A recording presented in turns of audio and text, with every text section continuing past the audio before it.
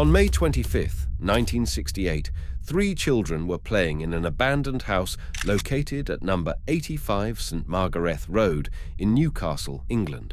As they climbed the stairs, they stumbled upon a terrifying scene that immediately replaced their laughter with screams and panic. Lying on his back with his arms stretched above his head was Martin Brown, a 4-year-old boy. He was unresponsive, and a mixture of blood and vomit was coming out of his mouth. The children rushed out of the house and called the first adult they could find, a local worker named John. He followed them to the scene and immediately started CPR, but it was too late. Martin was already dead. Still shaken, John noticed two girls standing nearby, Mary and Norma Bell. They were peeking through the doorway when he spotted them. Martin's body showed no signs of physical violence, and the first theory was poisoning. That was the beginning of a nightmare for the boy's family and the local police. While known criminals were questioned and investigated, the real culprit watched everything unfold from behind a door, and it was just the beginning. But as always, tragic stories don't begin at the crime scene, and Mary Bell's story begins 11 years earlier, inside one of the most broken homes you can possibly imagine. Mary Flora Bell was born on May 26, 1957, in Northumberland, England.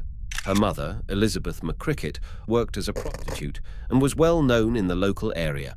She travelled frequently and often left Mary in Billy's care, a violent alcoholic with a criminal record. However, he was often absent too, leaving the child without any adult supervision.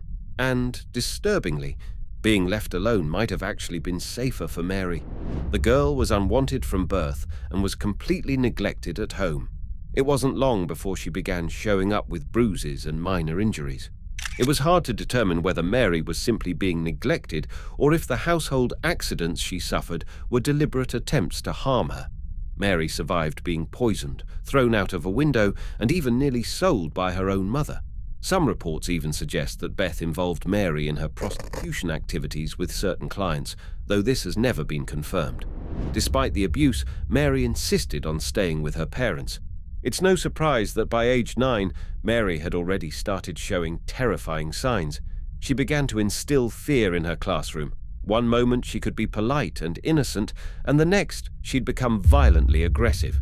According to teachers and relatives, her eyes seemed to change, and her entire expression would shift, often without any provocation. She got into frequent physical fights, even with boys and older kids, and seemed particularly drawn to people's throats. Later on, Mary would be diagnosed as a psychopath, suggesting her violent behavior may have been inevitable given current psychology's emphasis on genetic predispositions for the disorder. However, her chaotic environment may have accelerated its onset, and the horrors from her past were about to resurface in the most unthinkable way. Mary's aggressive behavior alienated her from other children, and she became increasingly isolated at school. Her only friend was Norma Bell, 2 years older and unrelated despite sharing a last name. Mary was clearly the leader of the duo, despite being younger. Her persuasive power and emotional control were remarkably advanced for her age. Without supervision, it was only a matter of time before she committed her first crime, which happened on May 11, 1968. Accompanied by Norma, Mary lured a 3-year-old boy away by promising to buy him sweets. Hours later, the boy was found wandering the streets, seemingly in shock, with blood-stained clothes, and shockingly, nothing was done. The next day, a woman went to the police to report that Mary had attempted to strangle her daughter. The girls had been playing when Mary suddenly grabbed the girl by the throat and began stuffing sand into her mouth, trying to force it down. The mother intervened, and the attack stopped. Once again, nothing was done. Mary's parents couldn't be found, and she returned home. It was clear something was wrong with the girl, but her parents showed no concern. Experiencing impunity twice led Mary to believe her actions were acceptable, and she didn't stop.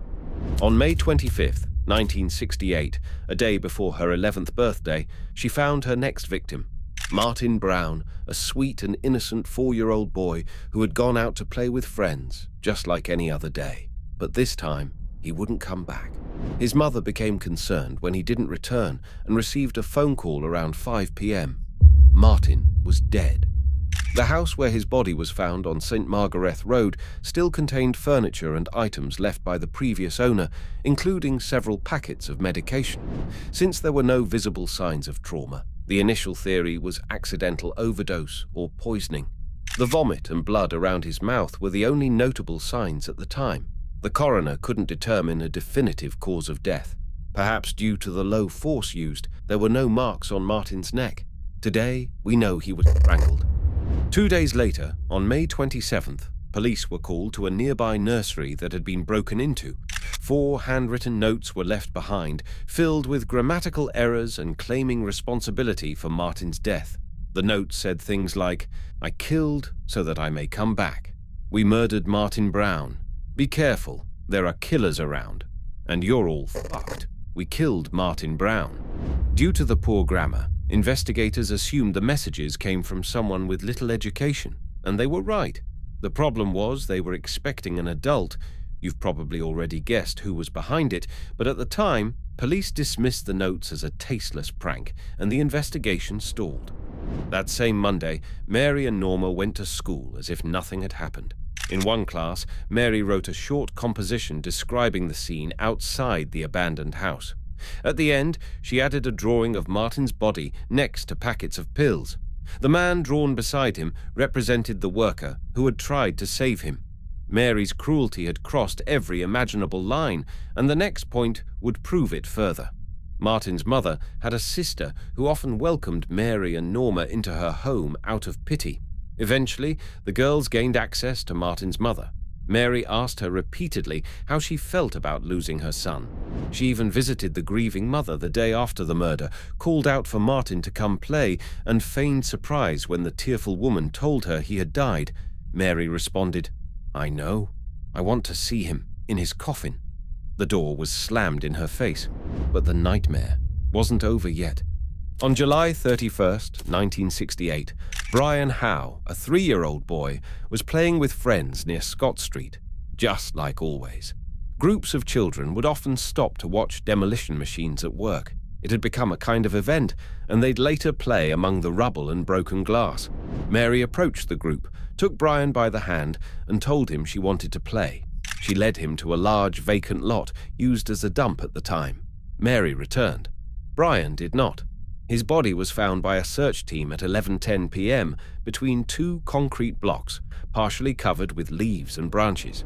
Unlike the first crime, this time there was an attempt to hide the body. Bruises and scratches were visible on Brian's neck. A broken pair of scissors lay near his feet. Puncture wounds consistent with those scissors were found on his thighs and calves. Portions of his hair had also been cut, likely post-mortem. This was a far more violent crime and clearly a homicide. The cause of death was strangulation. The wounds on his legs were inflicted after death. At the time, no one linked this murder to Martin's, and a new investigation was launched. The odd cuts suggested an attempt to cut off something into the boy's skin, but the tool used was a blunt pair of scissors, which even broke in the process. This, along with the poorly executed concealment attempt, led police to suspect that a child might be responsible. Suddenly, the nursery notes made sense, and officers revisited Martin's case. His death was reclassified as homicide, and the investigation resumed. Police began focusing on local children and noticed something peculiar.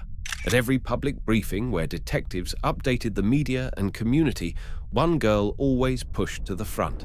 She wasn't just watching. She wanted to be seen. That girl was Mary Bell. For an 11-year-old, her behavior was odd, and it caught the attention of authorities. They began digging into Mary's background, discovering her reputation for violence and manipulation, her prior visits to the police, her school isolation, and her obsessive interest in the case stood out. Eventually, investigators realized that the nursery notes hadn't been written by an uneducated adult, but by a child. With that in mind, a team headed to Mary's home to question her. Her father tried to block their entry, unaware that there was an eyewitness to Brian's murder, a 9-year-old boy with the mental capacity of a 4-year-old. He had seen everything. When questioned, he identified both Mary and Norma. Armed with this testimony and now holding a warrant, the police finally brought Mary in. During questioning, Mary dodged every question, but the evidence kept piling up. Norma, with some hesitation, followed a similar path. One of the main goals in such cases is to determine whether the child understands the difference between right and wrong. Police described Mary as highly intelligent. She answered questions before they were fully asked, with no hesitation or stammering, but her lies couldn't withstand the growing mountain of evidence. On August 8, 1968, Mary and Norma Bell were formally charged with Brian's murder. Their trial began on December 5th of that same year. Even inside the courtroom, Mary's manipulative skills were on full display. During the trial, the girls cried, laughed at a witness, and admitted to writing the notes left in the nursery, claiming it was all just a joke. Despite continuing to deny the murders, the evidence overwhelmingly pointed to Mary as the one who strangled both boys. She was articulate and quick-witted. Norma, although older, seemed emotionally immature. This stark contrast led the jury to believe Mary was the ringleader. A psychiatrist confirmed it. He concluded that Mary felt no remorse and displayed none of the feelings or behavior typical for her age. He diagnosed her with psychopathy. Because of her age, Mary was found guilty of manslaughter. The court ruled that the deaths resulted from reckless or negligent behavior. Norma, on the other hand, was considered to have been manipulated by Mary and not directly responsible for the killings. She was released and returned home. At first, Mary was sentenced to life imprisonment, with the possibility of parole after an undetermined period. It was an unprecedented case, and the justice system wasn't sure what to do with her. They chose rehabilitation. After serving her sentence in juvenile facilities, Mary was released at age 23. As of today, at 67 years old, Mary Bell remains free. She has a daughter, she has a granddaughter, and she still walks among us under a name the world will never know. But some say, the eyes never change. Please consider subscribing, hitting the like button, and let us know in the comments which forgotten victims or overlooked stories deserve to be told next.